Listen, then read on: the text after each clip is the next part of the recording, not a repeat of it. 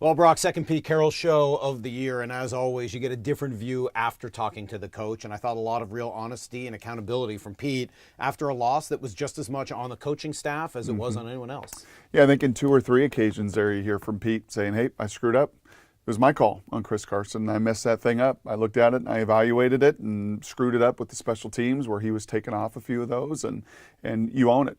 It's screwed up right now up front.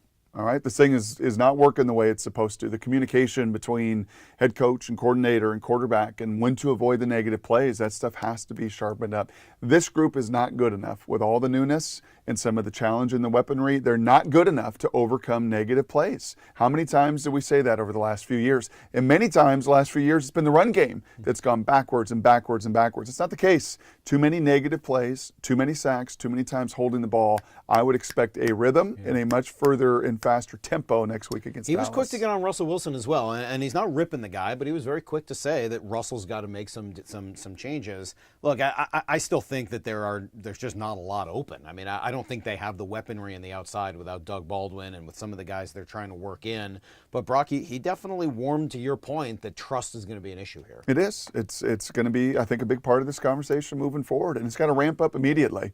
And unlike my era, where you spend a lot of time working with guys and a lot of mini camps and a lot of meetings and a lot of practices and a lot of reps, you don't get that in this day and age. So it's all kind of learn on the fly together, and they've got to learn in a hurry, and they've just simply got to get into rhythm, man. They've got to run the ball and get into rhythm, get everybody offensively feeling good about themselves.